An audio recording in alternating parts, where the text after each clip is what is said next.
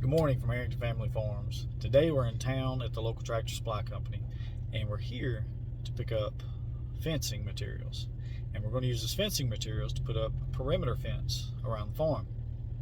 And once that's established, then we can use electrical wire to section off in individual paddocks so that we can rotate cattle and pork. Now, God has used I.A.G Farms to kickstart this program. God is the source, but the resource he has used is I.A.G Farms, and they have blessed our farm to get this started. Now, for those of you that might not know, we have partnered in the ministry with I.A.G, and what we do is we raise cattle, pork, and I believe they're raising sheep as well. Basically, we raise livestock to give to those who are in need. We come alongside food pantries or just individuals for whatever need it is that they have in their life. God has put a calling on our hearts to meet those needs. So we're about to head inside. Come go with us. Good morning. You catch us here on I.A.G Family Farms putting up fence posts. We've already dug some holes and put in the corner posts for H braces. And now we're going to use this little string line here, and we're going to install the T-post. And after we've gone around the whole perimeter doing this, then we'll come back later with the field wire. So I'm going to put this on time lapse, and because it's kind of boring just watching somebody work, and I don't know if you guys got a couple of hours to kill just sitting here watching this video, so we're going to speed through the process. Watch this.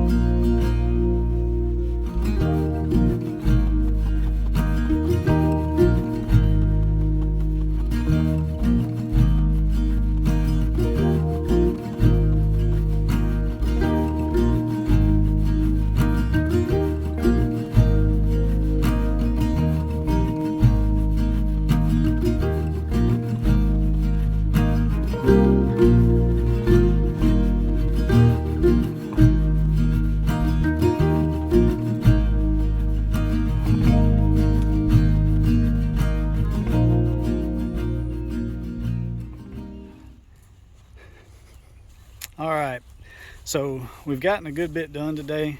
We've got the post in, a lot of T-posts. Let me give you a little view of where we've come from. If you can see all these coming up, hit the corner, turn the corner, and we're headed down here to where a gate is going to go. Now, not only is there a gate going here, but some of you guys have asked about the property, and just to give you just an idea of what we're looking at. So right here in between these two posts is going to be a 16-foot gate. Now this post here is the property line on the west side, so none of that is I.A.G Family Farms. This road, the ditch, and this ditch right through there, not us, this is us. So what we're going to do, we're going to continue on right here down this ditch with the fence And I was thinking about putting it here on this side of the old county road, running down this ditch. But you know what's going to happen?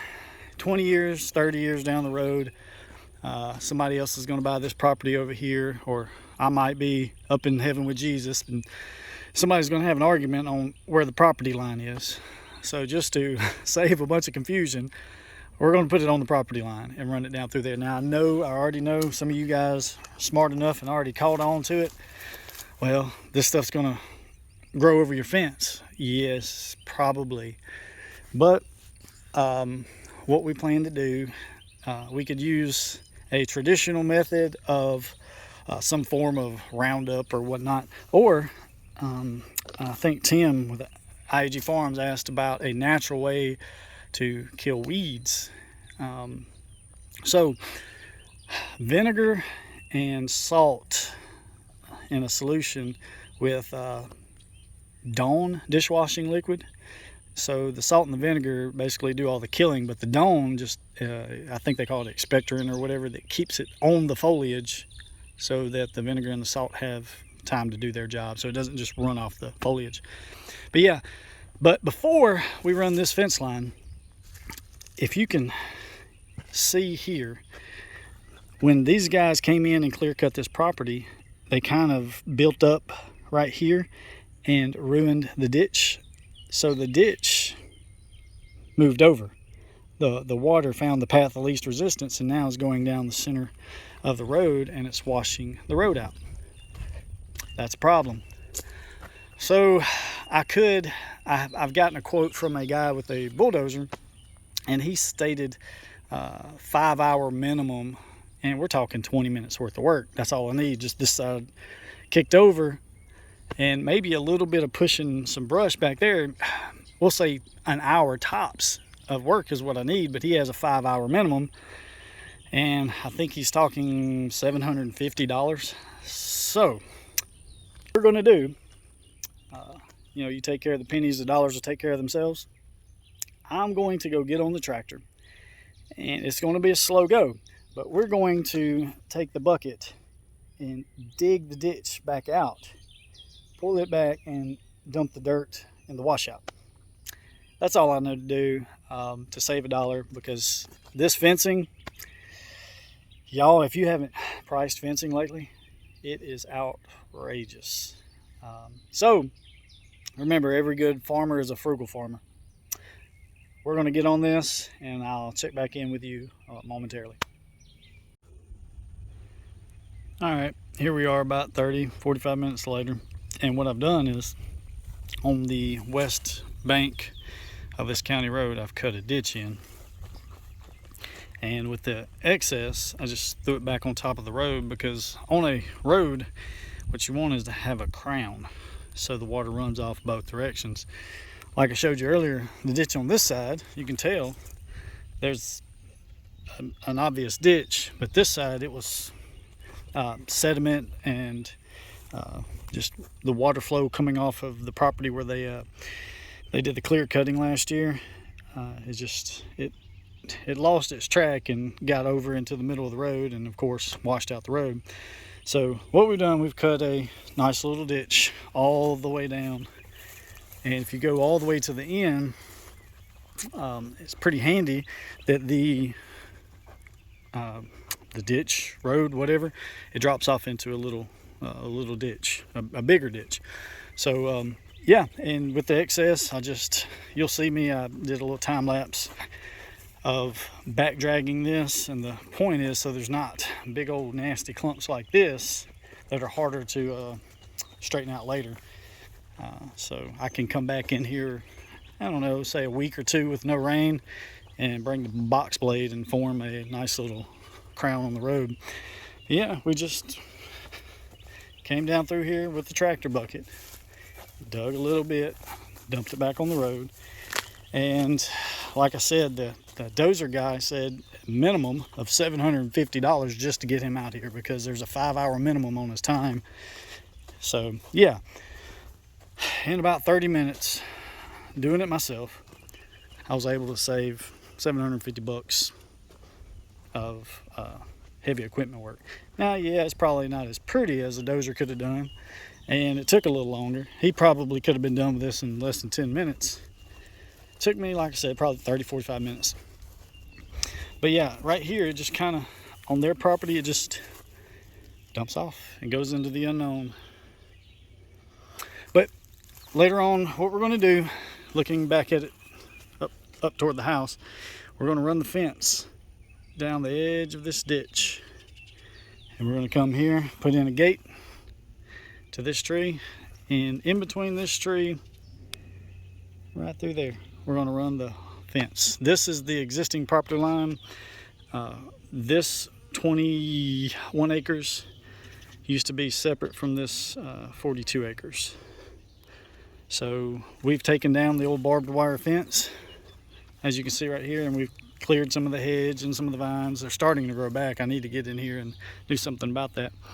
But yeah, this is future. This 42 back here, that'll be, that's my 5-year plan, y'all. But right now, we're looking for a little paddock here to start the cows in whenever I get the call from Jose. I want to be ready.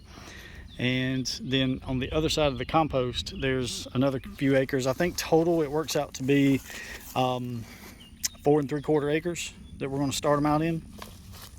And as we progress with the fencing, we'll start the rotational grazing.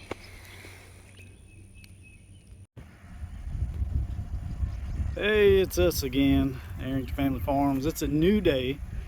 We had to take a couple of days off from the fencing. It was, what was it, Sunday. Had to, I didn't have to, I got to go teach a Sunday school class and preach for our pastor. He's going on a mission trip and asked me to fill in for him. Always a pleasure.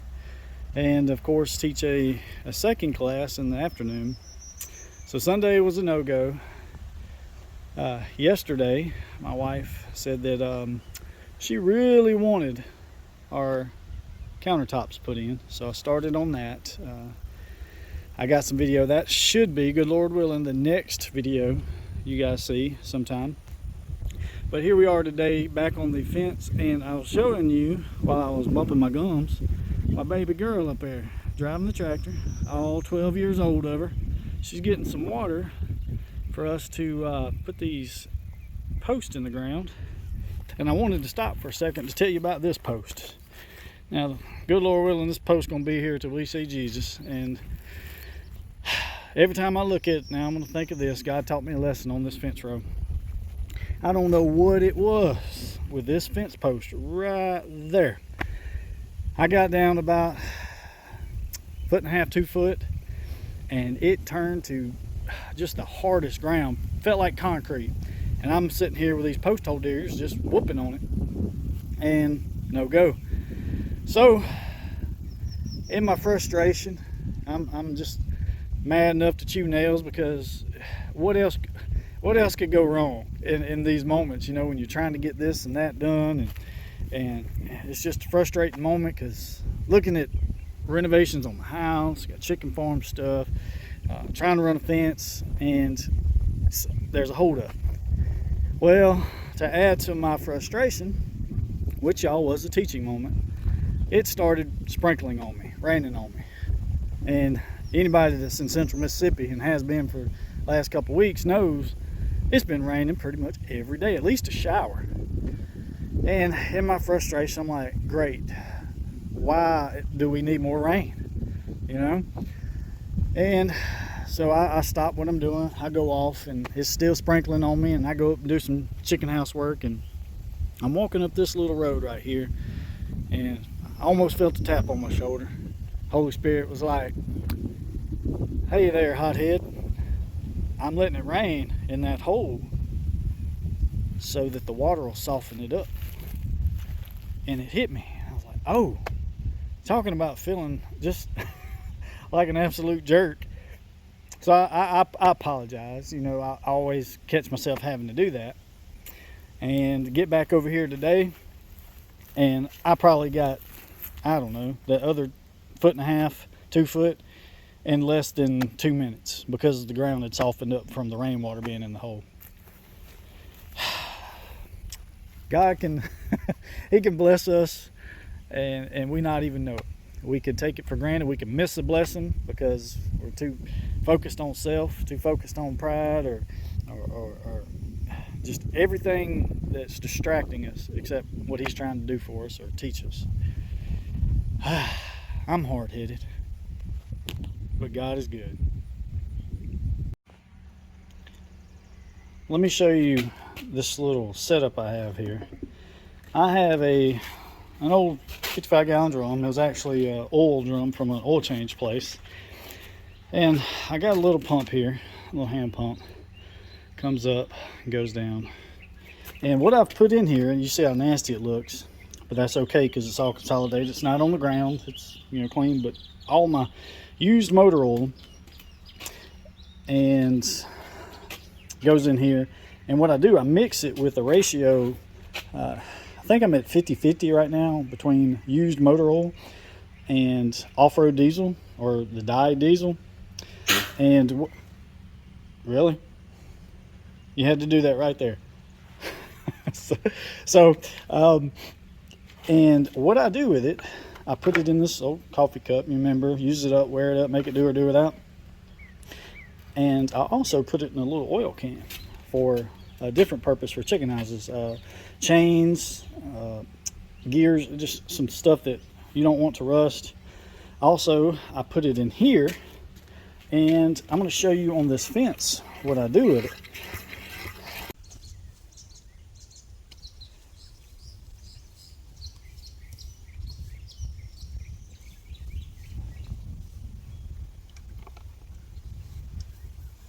All right.